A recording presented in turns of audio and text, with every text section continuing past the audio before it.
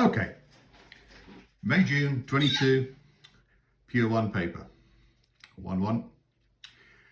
Question number 6. Find an expression for the inverse function. So, in order to rearrange things, we can't rearrange functions, but we can rearrange equations.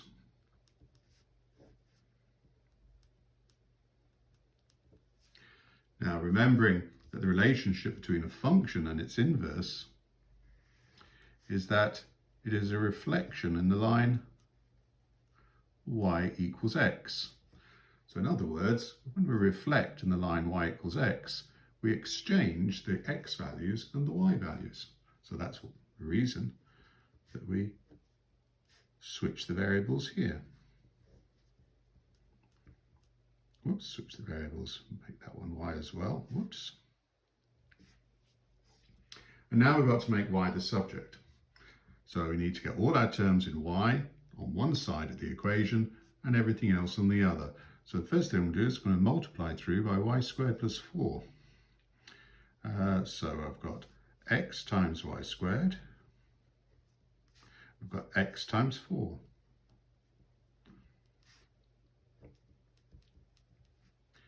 Take my terms in y squared over to the left-hand side. This one's already here, so I'm going to take that over there, and this is going to move over here. So I'm now going to be getting xy squared take away y squared is equal to negative 4 take away 4x. There's a lot of negatives going on in here. I'm going to tidy this up. I'm going to multiply everything through by negative 1. You don't have to, but it's going to make things neater. So that's going to be y squared, so that's going to become positive. That becomes negative. This becomes positive, and this becomes positive. There, much nicer. I'm going to take y squared out as a common factor.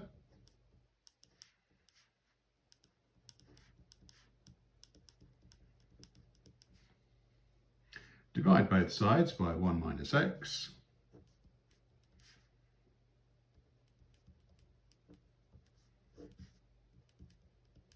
And square root both sides.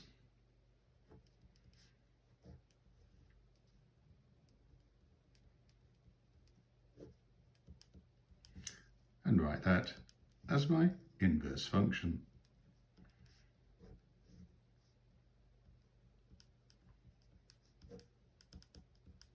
Et voila. Move on to part B now.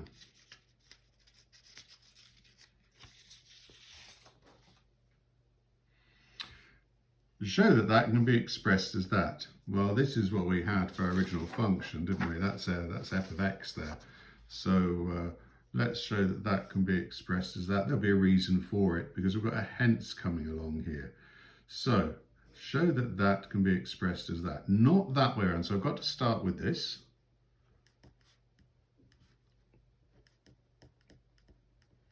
You can't start with this and show it can be expressed as that. That is not what the question is asking. It wants to show that this can be expressed as that.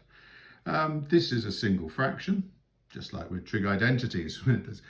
Expressing things as single fractions is often necessary. So I want a single fraction as x squared plus 4. So I've got to multiply this, the first term, the constant of 1, by x plus 4. In the numerator and the denominator.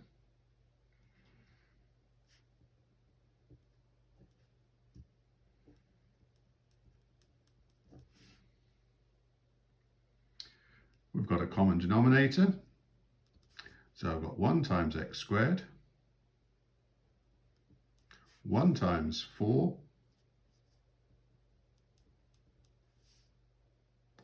and then I'm going to be taking away 8. And that's all over x squared plus 4.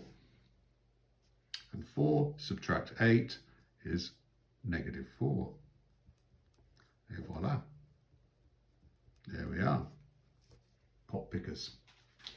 Now, why can't the composite function ff of x be formed? Why can't we take a value, put it into my f function, then whatever comes out of that f function, put it back in the f function, and what comes out would be ff of x.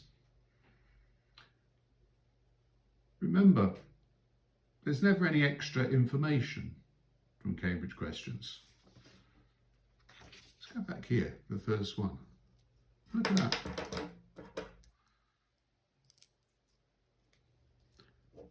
For some reason it gives us a domain restriction.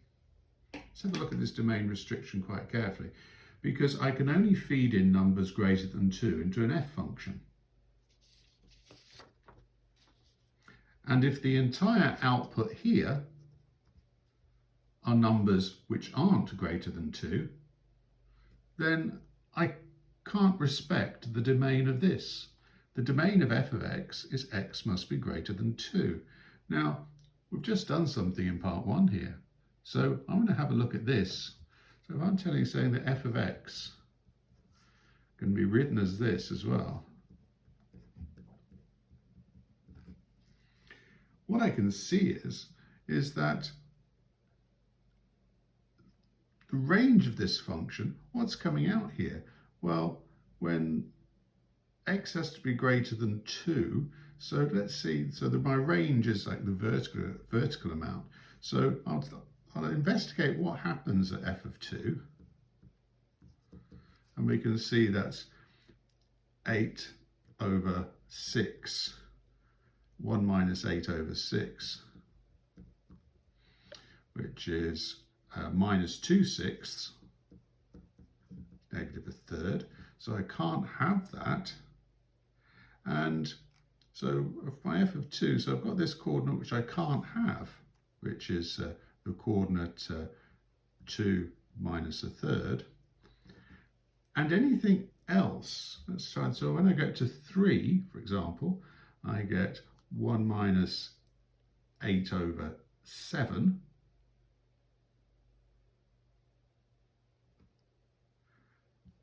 And what I can very, very rapidly see is that there is no way that I can get a value of more than 2 out of the range of this. I can't get more than 2 because I've got 1 take away stuff. And because I'm feeding in numbers greater than 2, this is going to be always positive. And if it's always positive, 1 minus a positive number is always going to be less than 1, not greater than 2. So the range of f of x is not the domain of f of x when we want to put it back in. So out from here, I'm only getting numbers which is always going to be less than 1. My range coming out of here is, if you like, a y value is always going to be less than 1. And then if I can't put it back in here because I can only take values of x which are greater than 2, and they're never ever going to be greater than 2 because they're always going to be less than 1.